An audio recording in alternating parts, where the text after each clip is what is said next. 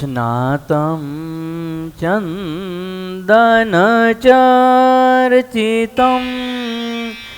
निजजनैः पुष्पस्त्रजालं कृतं प्रातः सूर्यमयूखसेवितमुखम् श्रीचन्द्रसालोपरि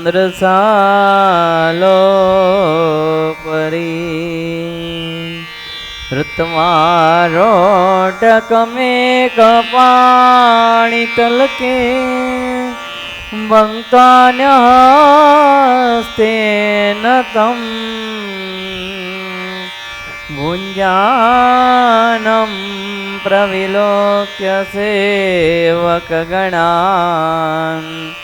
वन्दे सदा स्वामिनं वन्दे सदा स्वामिनम् ॐ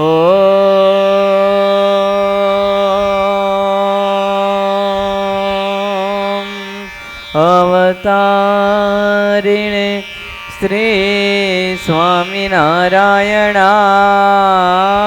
नमो नमः। ॐ श्री हरिकृष्णाय नमो नमः। ॐ श्री नीलकण्ठाय नमो नमः। ॐ श्री पूर्णपुरुषोत्तमाय घनश्यामाय नमो नमः। बोलो श्री स्वामीनारायण भगवान की जय। श्री घनश्याम महाराजनी जय। श्री हरिकृष्ण महाराजनी जय। श्री सहजानंद स्वामी महाराजनी जय। श्री गोपीनाथ जी महाराजनी जय। श्री कृष्ण कन्हैया लाल की जय। श्री लक्ष्मी नारायण देव की जय। श्री विघ्न विनायक देवनी जय। श्री कष्टभंजन देवनी जय। ओम नमः पार्वती पतये हर हर महादेव।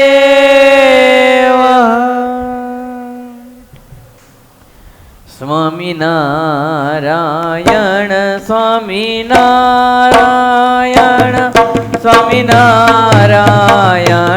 स्वामीनारायण स्वामीनारायण स्वामीनारायण स्वामीनारायण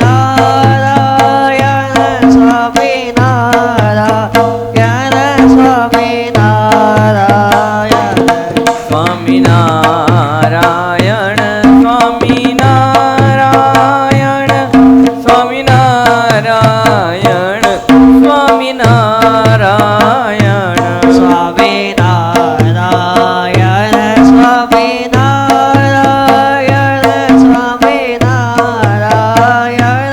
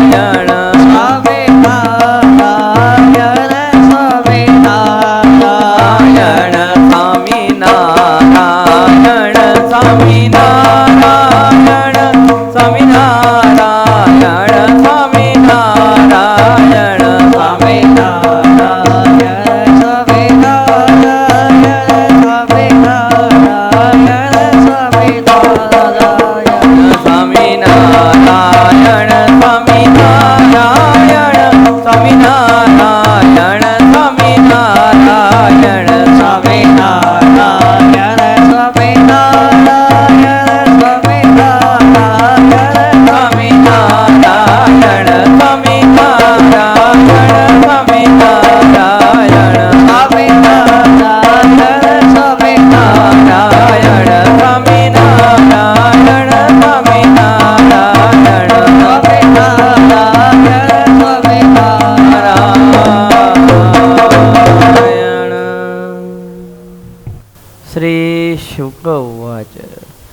તતસ્તો ભગવાન કૃષ્ણ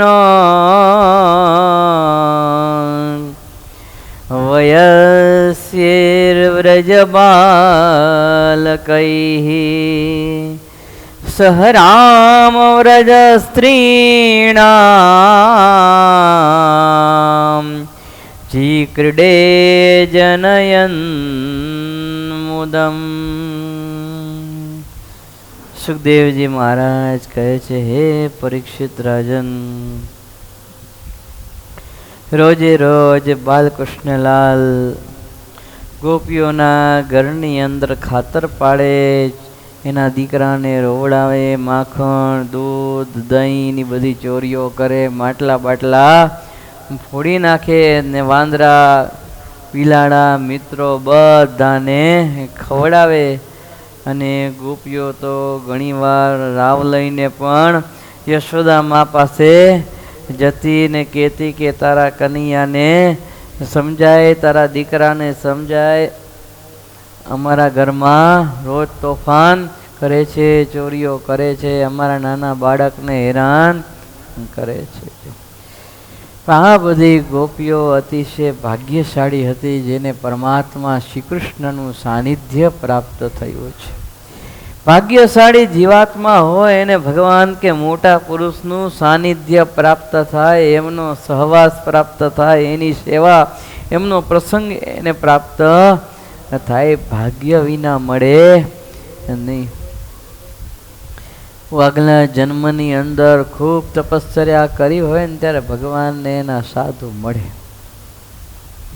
આમ તો એમ કહેવાય છે કે ભગવાનની કૃપા થાય ને, સર્વોપરી ભગવાન સ્વામિનારાયણની કૃપા આપણા ઉપર થાય ત્યારે એના એકાંતિક સંતનો આપણને સમાગમ થાય, એકાંતિક સંતની પ્રાપ્તિ થાય છે. એનો સમાગમ આપણે કરીએ ને એના આશીર્વાદ આપણા ઉપર ઉતરે, એનું જ્ઞાન જ્યારે આપણને પ્રાપ્ત થાય ને જીવનની અંદર ઉતારીને ત્યારે જે સર્વોપરી ભગવાન આપણને ઓળખાય છે, એ ભગવત સ્વરૂપનું જ્ઞાન ત્યારે થાય છે. એટલે ભગવત કૃપા વિના સંત ન મળે અને સંત કૃપા વિના ભગવત જ્ઞાન થાય નહીં. આ બંને અરસપરસ છે. આ બધી ગોપીઓ પણ અતિશય ભાગ્યશાળી છે. નિત્ય સિદ્ધ અને ચિદાનંદમયી ગોપીઓ, એ પ્રકારની ગોપીઓ, ગોપીઓના એક મહત્વનો પ્રકાર હતો નિત્ય સિદ્ધ ચિદાનંદમયી. ચિદ આનંદમયી, ચિદ એટલે સચ્ચિતને આનંદ નથી આપણે કહેતા, ચિત એટલે એકરૂપ. શું કહેવાય? ત્રણેય કાળમાં એકરૂપ. ચિદાનંદ એટલે ત્રણેય કાળની અંદર જે આનંદની અંદર રહેનારી છે, નિત્ય સિદ્ધ છે, એવી ગોપીઓ હતી. એ સિવાય બીજી ઘણી બધી ગોપીઓ હતી જે સાધનાના ફળ સ્વરૂપે સેવા કરવા માટે ભગવાનની ઈચ્છતી. કેટલીક તો એમાં દેવકન્યાઓ હતી. આ ગોપીઓમાં કેટલી દેવોની કન્યા હતી, કેટલી તો સાક્ષાત વેદોની શ્રુતિઓ આ ગોપીઓના સ્વરૂપની અંદર ગોકુળની અંદર જન્મ ધારણ કરેલો. જો કેટલીક તો તપસ્વી ઋષિઓ હતી જે ભગવત પ્રાપ્તિ માટે આ છેલ્લો જન્મ એને હશે એટલા માટે આવી હતી. ને કેટલીક તો ભગવાનની ભક્ત હતી. કોણ હતી? ભગવાનની ભક્ત હતી જે ભગવત ઈચ્છાએ કરીને આ ગોકુળની અંદર જન્મ ધારણ કરેલો. અલગ અલગ પુરાણોની અંદર બધી જ ગોપીઓની અલગ અલગ કથા લખેલી છે, અલગ અલગ વૃત્તાંત દરેક પુરાણોની અંદર ગોપીઓના અલગ અલગ લખેલા છે. એમ કહેવાય છે કે ભગવાન રામા અવતારની અંદર જ્યારે આ સ્ત્રીઓએ જોયા તો ભગવાન રામચંદ્રજીને સૌંદર્ય જોઈ, રૂપ જોઈ, એમનું ઐશ્વર્ય જોઈ અને મોહ પામી ગયેલી ને ભગવાનને પ્રાર્થના કરી કે પ્રભુ મને આપના જોડે સહવાસ આપો છો. તો ભગવાનની પ્રાર્થના સાંભળી અને ભગવાને એને ગોપીઓનું થવાનું વરદાન આપેલું. અયોધ્યાને વિશે ભગવાન રામચંદ્રજીના સ્વરૂપમાં મોહ પામ્યા, ભગવાને વરદાન આપ્યું ગોપી એ થાજે. એવી પણ ગોપીઓ હતી. અને એ સિવાયની તો કૌશલની ગોપીઓ હતી, કૌશલ દેશની, અયોધ્યાની ગોપીઓ હતી, પુલિંદની, રામા વૈકુંઠની, શ્વેતદીપ ધામની, ઘણા બધા પ્રકાર સ્થાનોથી આવેલી ઘણા બધા પ્રકારની જાલંધરી ગોપીઓ પણ હતી. ગોપીઓના જૂથ હતા. શું હતા? ગોપીઓના અલગ અલગ જૂથ હતા. જો પદ્મ પુરાણની અંદર પાતાલખંડ, પદ્મ પુરાણ આમ તો તમે કોઈ વાંચેલો નહીં હોય ગ્રંથ આખો, પદ્મ પુરાણમાં બહુ વાંચવા જેવો ગ્રંથ છે. અલગ અલગ ખંડો છે, એની અંદર ઘણા બધા ઇતિહાસો, ભગવાનના જન્મ નક્ષત્ર અને ઘણું બધું એની અંદર લખાણ છે.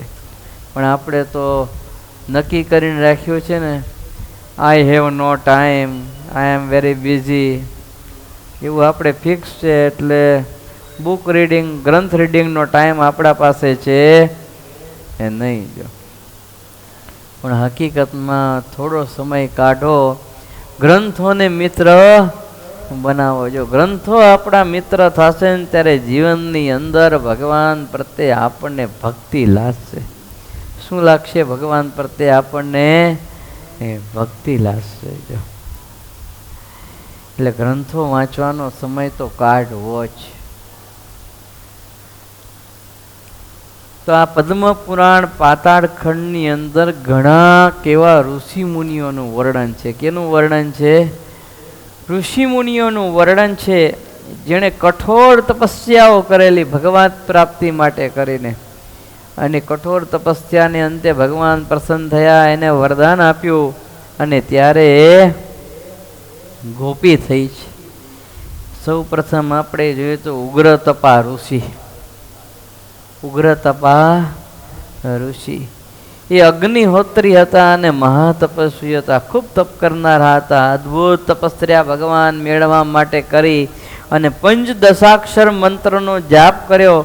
રાસ બિહારી નવલ કિશોર શ્યામ સુંદરનું ધ્યાન કર્યું. કેટલો સમય? તો 100 કલ્પ સુધી. કેટલા? 100 કલ્પ સુધી. એક કલ્પ નહીં, 100 કલ્પ સુધી એણે આવા ભગવાનનું ધ્યાન કર્યું. ત્યારે ભગવાન રાજી થયા અને ગોકુળની અંદર સુનંદ નામના ગોપને ત્યાં સુનંદા નામે એને ગોપી બનાવી. ભગવાન મેળવવા માટે કેટલી કેટલી તપસ્યાઓ કરવી પડતી હોય છે. એમને ભગવાન પ્રાપ્તિ થતી નથી. હળવે પુણ્ય હોય નહીં, હરિકથાનો યોગ, ભગવત કથાનો, ભગવત પ્રસંગોનો, લીલાઓનો, ચરિત્રોનો જો હળવે પુણ્ય યોગ ન થાય તો ભગવાનનો યોગ તો કઈ રીતે થાય? એની કથાનો યોગ જો હળવા પુણ્યથી મળતો ન હોય તો એ પરમાત્માનો યોગ કાંઈ એમને એમ થઈ જાય? કેટલી તપસ્યા કરવી પડે ત્યારે પરમાત્મા મળે છે. જન્મો જન્મથી આપણે ભગવાન મેળવવા માટે મથતા હશું, તપ કરતા હશું ને ત્યારે આપણે આ જન્મે ભગવત પ્રાપ્તિ થઈ છે. નતા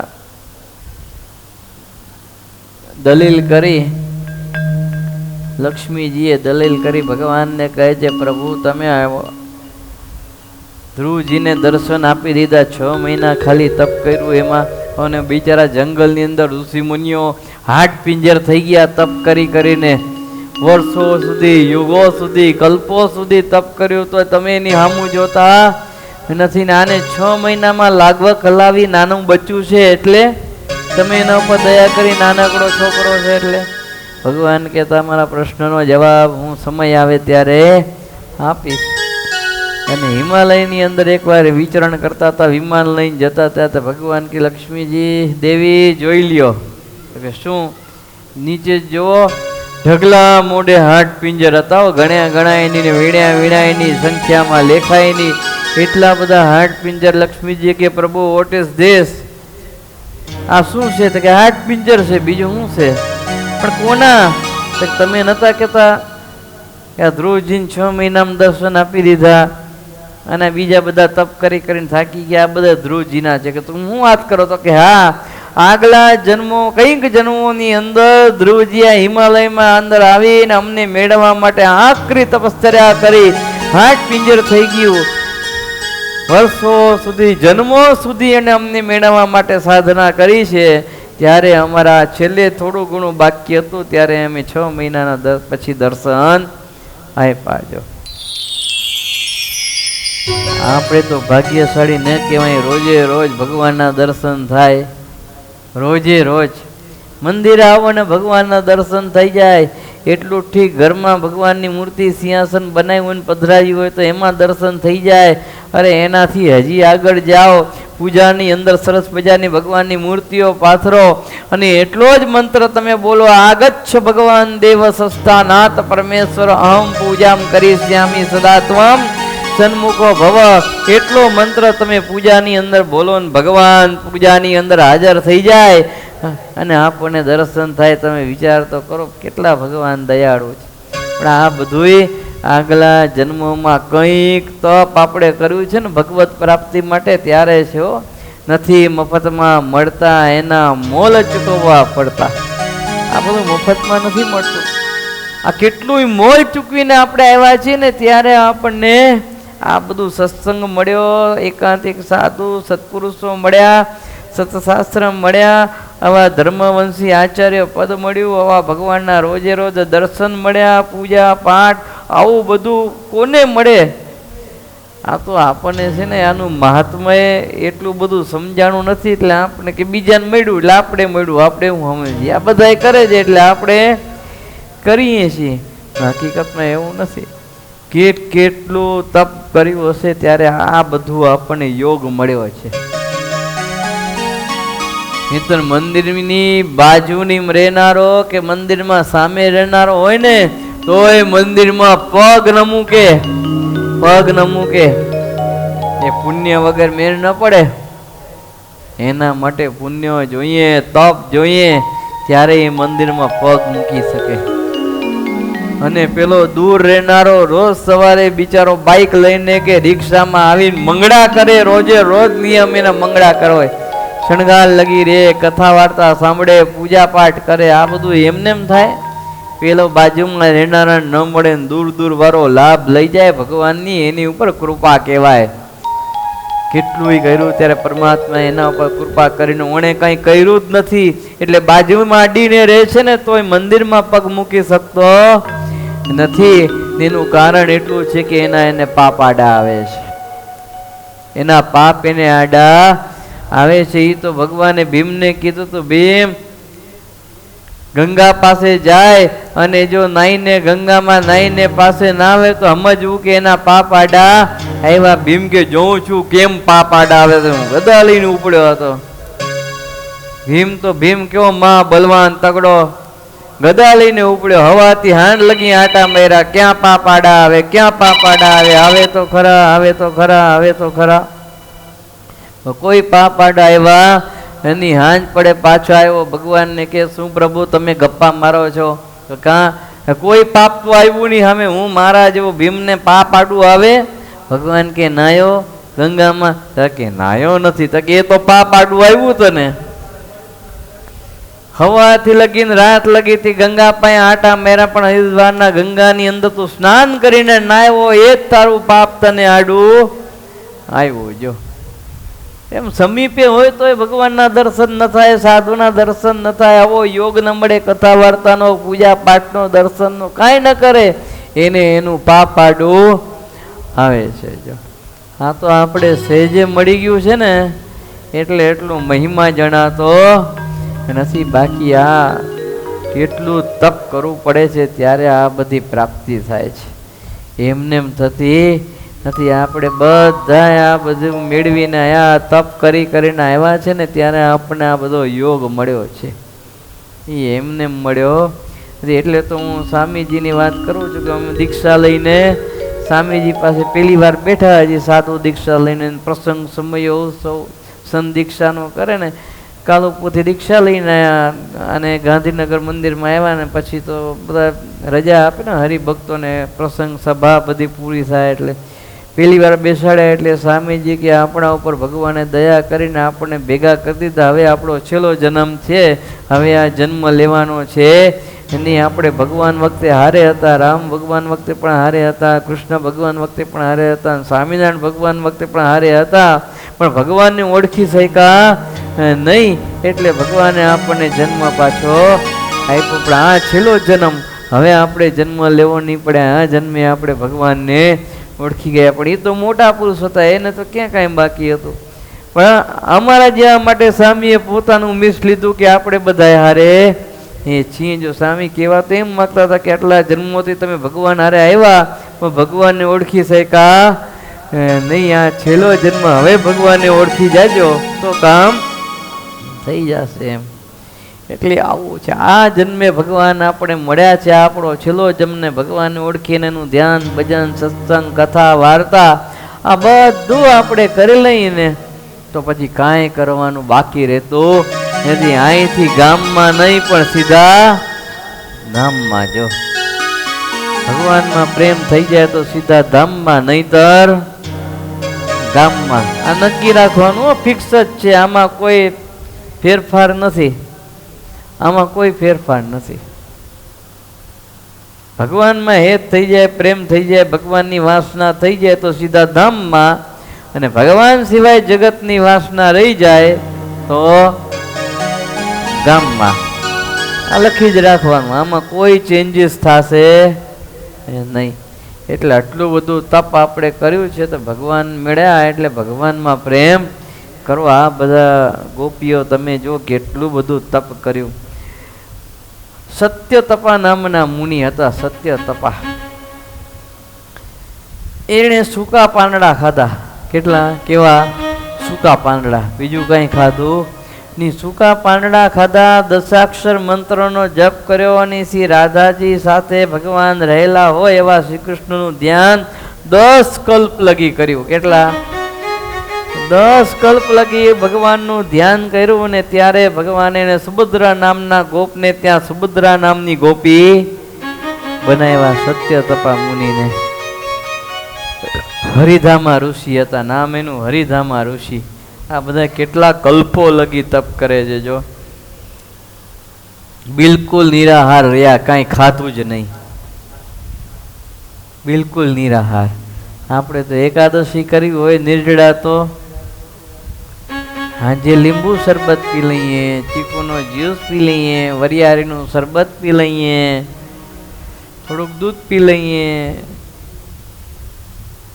કે મેં નિર્જળા કરી છે, ખાલી લીંબુ શરબત પીધું તો આ નિર્જળા કહેવાય? જ્યુસ પીએ ને લીંબુ શરબત પીએ ને વરિયાળીનું શરબત પીએ ને આ કાંઈ નિર્જળા કહેવાય?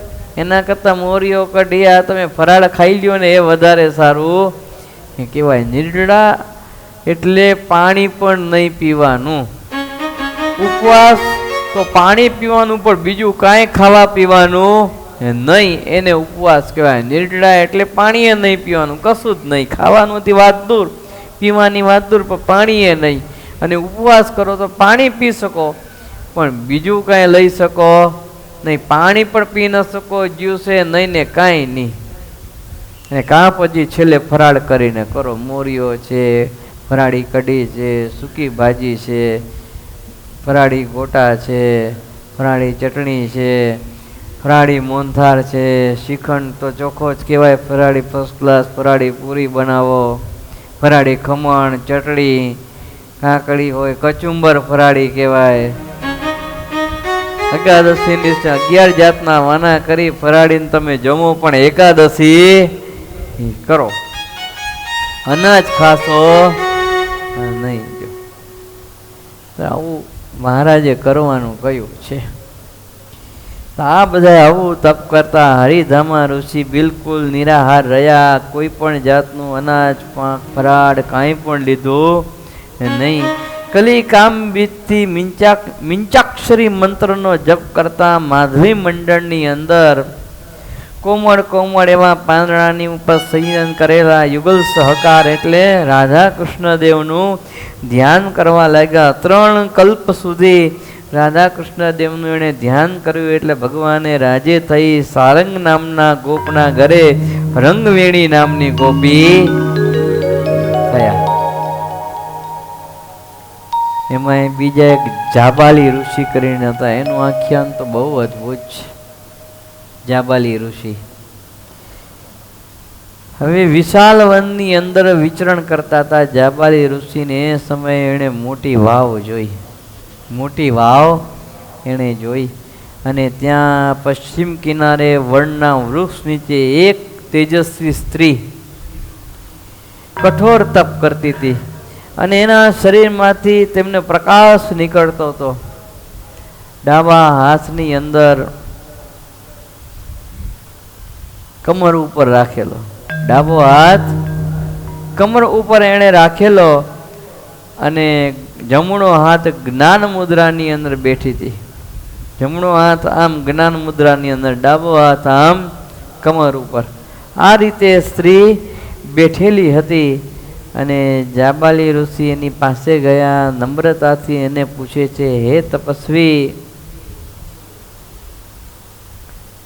તું કોણ છે? ત્યારે તપસ્વી સ્ત્રી કહે છે કે હું બ્રહ્મ વિદ્યા છું. બ્રહ્મ વિદ્યા, બ્રહ્મ વિદ્યા એટલે ખબર છે? બ્રહ્મ વિદ્યા એટલે ભગવત સ્વરૂપનું જ્ઞાન, એને બ્રહ્મ વિદ્યા કહેવામાં આવે. ભગવાનના સ્વરૂપનું જ્ઞાન એ બ્રહ્મ વિદ્યા. એ બ્રહ્મ વિદ્યા સ્ત્રી રૂપે ત્યાં બેઠેલી અને મોટા મોટા ઋષિ મુનિઓ, મહાતપસ્વીઓ પણ આ બ્રહ્મ વિદ્યાને શોધતા હોય. મોટા મોટા ભક્તજનો આ બ્રહ્મ વિદ્યાને શોધતા હોય. આપણે પણ સાધુનો સમાગમ કરીએ છીએ શેના માટે? આ બ્રહ્મ વિદ્યાને શોધવા માટે, આ બ્રહ્મ વિદ્યાને પામવા માટે. ભગવત સ્વરૂપનું જ્ઞાન થાય ને તો ભગવાન ઓળખાય ને તો ભગવાનના સ્વરૂપમાં રસબસ થવાય, એમને એમ ન થવાય. આ તો બધું એટલું બધું ઊંડું છે, દરિયો છે. તમે જેટલા ઊંડા ઉતરો ને એટલો સુખની વધારે પ્રાપ્તિ થતી જાય. બાકી ઉપર છબછબિયા કરે કાંઈ વડે નહીં. દરિયાની અંદર ઊંડા ઉતરે ને તો મોતી મળે. દરિયામાં ઠેઠ ઊંડા જાય તો સરસ મજાના મોતી પ્રાપ્ત થાય. એમ આધ્યાત્મિક માર્ગમાં અતિ ઊંડા ઉતરો તો ભગવત જ્ઞાનની પ્રાપ્તિ થાય, ભગવાનની મૂર્તિના સુખની પ્રાપ્તિ થાય. પણ એના માટે જગતની વાસનાનો ત્યાગ કરવો પડે. જગત થોડું છોડવું પડે. જરૂર પૂરતું જ જગત રાખવાનું, બાકી મોટા ભાગનો બધો જ સમય આધ્યાત્મિક માર્ગની અંદર આપવો પડે. ત્યારે ભગવત પ્રાપ્તિ થાય. એ એમને એમ થાય નહીં.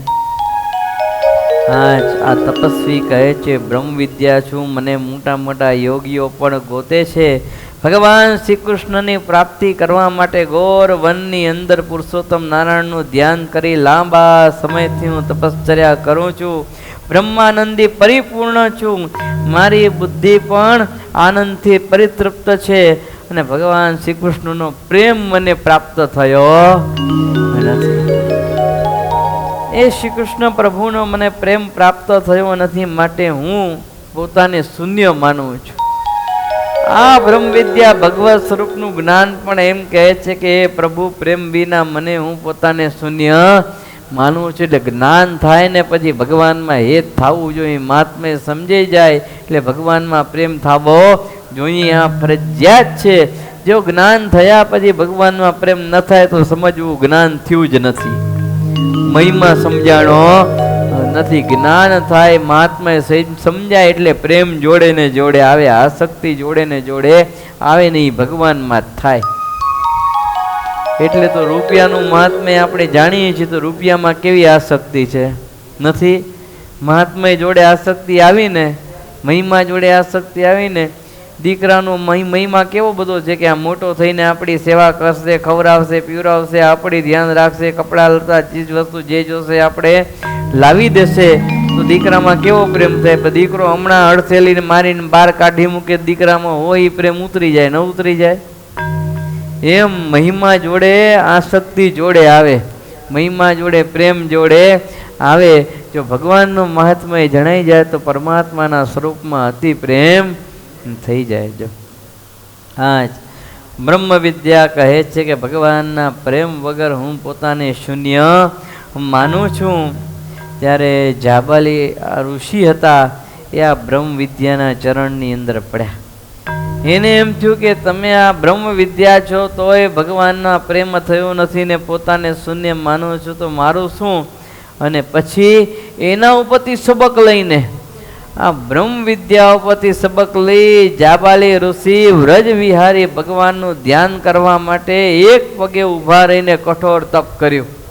જંગલની અંદર જઈ એક પગે ઊભા રહીને કઠોર તપ કર્યું. કેટલા તો 9 કલ્પ. 9 કલ્પ લગી એક પગે ઊભા રહ્યા, ખાધા પીધા વગર ને કઠોર તપ કર્યું. ત્યારે ભગવાને પ્રચંડ નામના ગોપને ઘેર ચિત્રગંધા નામની ગોપી બનાવી. પ્રચંડ નામના ગોપના ઘરે ચિત્રગંધા નામની ગોપી એને બનાવી. જો કુશધ્વજ નામના ઋષિ હતા. એ કોણ હતા? કુશધ્વજ નામના ઋષિ. એ સૂચિ સવા દેવ તત્વને જાણવા વાળા હતા. અને શીર્ષાસન કર્યું એણે. તો શું કર્યું? શીર્ષાસન એટલે માણસ સીધો હોય પણ આમ થઈ જાય ઊંધો, માથું નીચે ને પગ ઉપર. શીર્ષાસન કર્યું ને હિરીમ હંસ મંત્રનો એણે જાપ કર્યો. અને 10 વર્ષની ઉંમરે બાલકૃષ્ણલાલનું ધ્યાન કલ્પો સુધી કર્યું. ત્યારે સુધીર નામના ગોપને ઘેર ગોપી તરીકે એણે જન્મ ધારણ કર્યો. જો આ બધા ભક્તજનો ઋષિ મુનિઓના ઇતિહાસો હતા. આ જેટલા આપણે પ્રાપ્ત થયા એટલા આ બધા ઋષિ મુનિયાના ઇતિહાસો જે ભગવત મેળવવા માટે તપ કર્યું હોય ને ગોપી બનાવી મળવા બહુ દુર્લભ છે. કેટલાય પુરાણો ખંખેરવા પડે એના માટે, કેટલાય વાંચવા પડે. ત્યારે કોક જગ્યાએ માંડ આ ઇતિહાસ એકાદનો મળે. શ્રુતિ રૂપા પ્રકારની ગોપીઓ હતી જેને શ્રુતિને આપણે નેતિ ન એતી ભગવાનના સ્વરૂપને આપણે કહીએ છીએ. વેદની શ્રુતિઓ જે ભગવાનના સ્વરૂપનું વર્ણન કરે છે પણ તોય ભગવાનના પૂર્ણ સ્વરૂપને પામી શકતી નથી. એ પણ પરમાત્માની ઉપાસના કરે છે. એ બધી શ્રુતિઓ એ ભગવાનની ઉપાસના કરે છે. તે બધી શ્રુતિઓને પણ ભગવાને અહીંયા ગોકુલની અંદર ગોપીઓ તરીકે અવતાર આપ્યો. જો ગોપીઓ તરીકે એણે જન્મ ધારણ કર્યો. અને શ્રુતિઓના નામ ઉદ્ગીતા, સુગીતા, કલગીતા, કલકંડિકા, વિપ્રંચી આ બધી શ્રુતિઓના નામ હતા. જે ગોપીઓના નામ પણ એ જ રહ્યા. તો આ બધી ગોપીઓ હતી. ભગવાન બાલકૃષ્ણલાલે આટલું બધું તપ કરીને બધા ભગવાન તો તન કી જાણે મન કી જાણે જાણે ચિત્ત કી ચોરી ऐसे हरि के आगे कहाँ दुराई जिनके हाथ में ચોરી.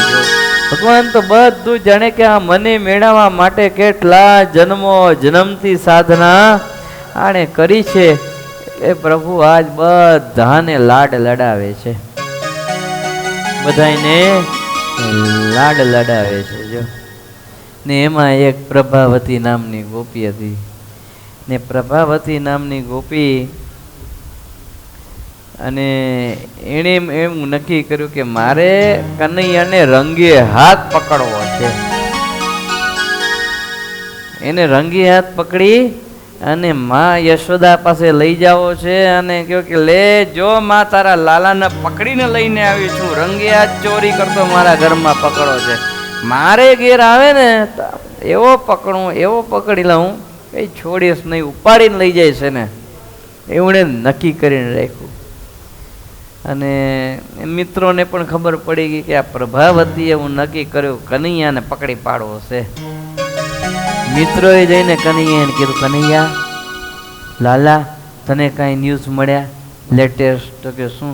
અરે પેલી પ્રભાવતી. હું કીધું એણે? અરે એ તો ગામમાં એમ જાહેરાત કરે છે કે મારે લાલાને રંગે હાથો પકડવો છે અને હું એને ઉપાડીને લઈ જઈશ ને યશોદા મા પાસે આમ રાખીશ. જો માં તારો દીકરો ચોર છે, હું થીપ સાબિત કરી બતાવીશ. યુ આર સન થીપ, તારો દીકરો ચોર છે.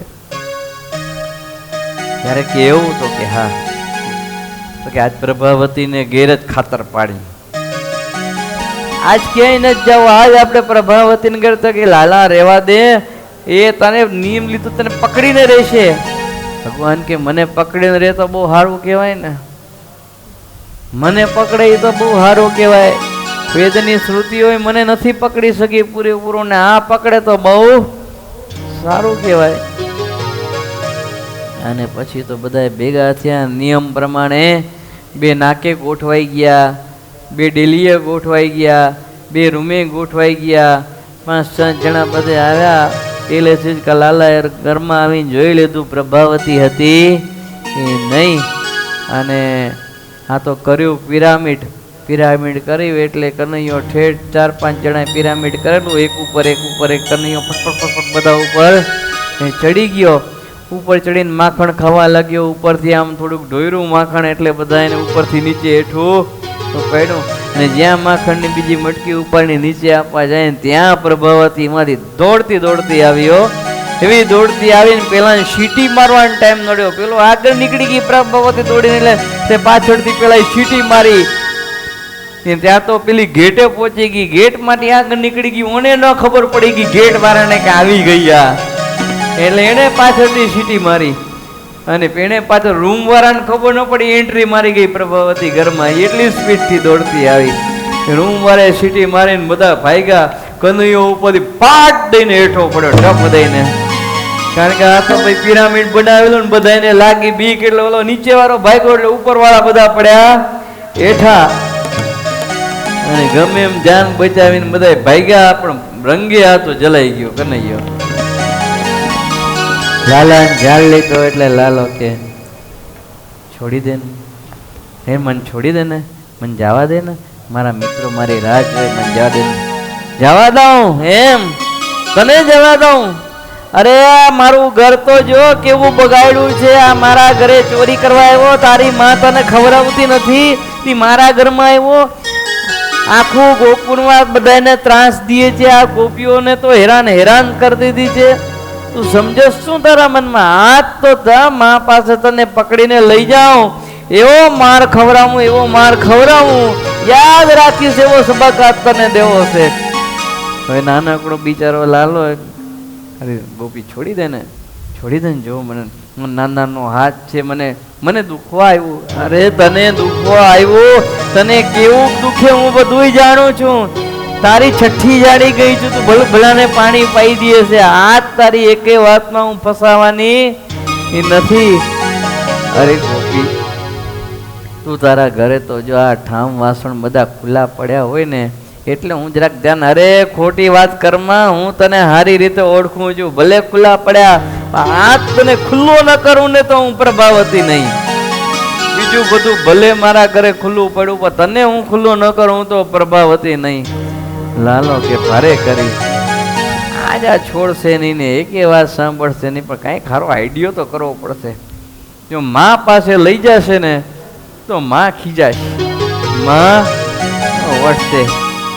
અને આને તો નિયમ લીધું પકડીને લઈ જવા યશોદા મા પાસે. અને પછી એવો હાથ પકડેલો, હવે આટલો નાનકડો હાવ બચ્યું લાલો, અને એનો હાથ બરાબર આમ કસીને પકડો. નથી મેં કચ્છી કહેવત કીધી, છડંત છડિયા તો કે ન છડિયા, મૂકું તો મૂકું પણ તને તો ન જ મૂકવું. આજે એવો હાથ પકડ્યો એનો કે હાથ તો મૂકવો જ નથી, થાય કર લે, જે ઠેકડા મારો હોય માર, પર હાથ તને મૂકવાની નથી, જે થાય કર. અને એવો હાથ પકડ્યો, અને પછી તો બોલતી લઈ ગયો, બાપુ હાથ તને પકડીને મા પાસે લઈ જ, દેખાડું નહીં ને તો હું પ્રભાવતી નહીં. બરાબર આમ પકડીને દોડते હાલે છે સ્પીડથી, લાલાને દોડવું પડે. લાલા પ્રભાવતી થોડીક ધીમે હાલને, તારા તું મોટી, તારા પગ મોટા, હું તો નાનકડો, મારા પગ નાનકડા, હું મારે દોડવું પડે, થોડું ધીમે હાલને.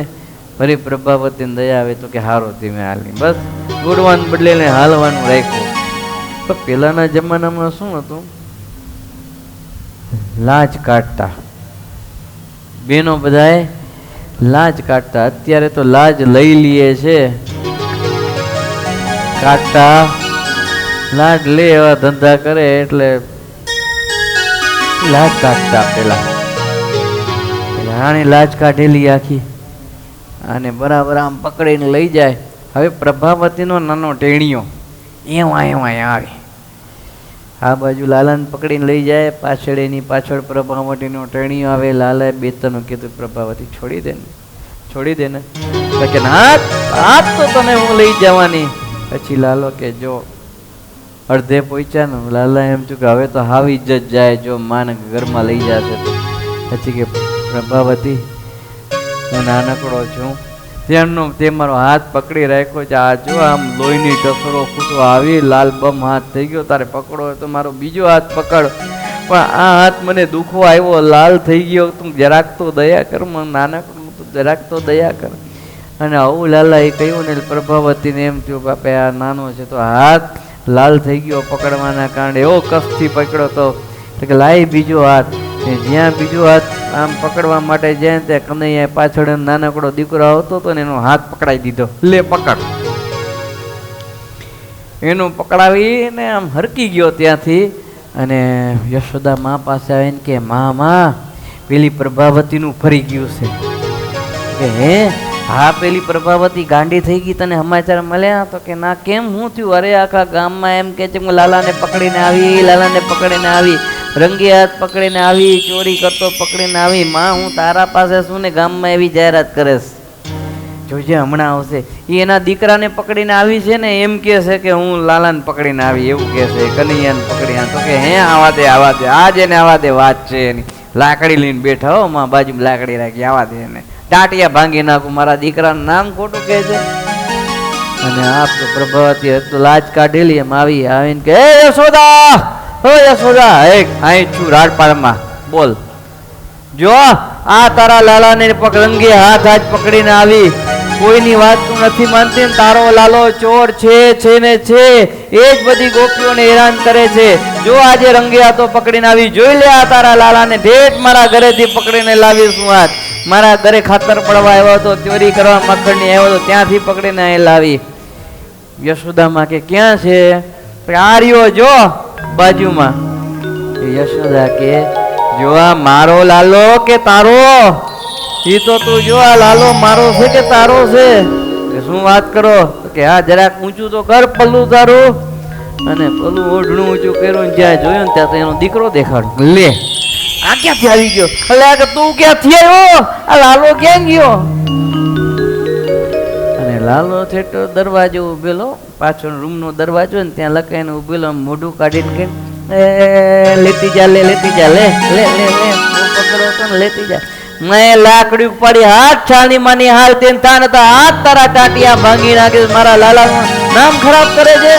ડાયો ડમરો કુલે ભમરો મારો લાલો છે ને ચોર કરીને નામ ખરાબ કરે. લાકડી ઉપાડીને પ્રભાવતી કે ભાગો, નહીં તો માં ઝાડકા ભાંગી નાખશે આપણે.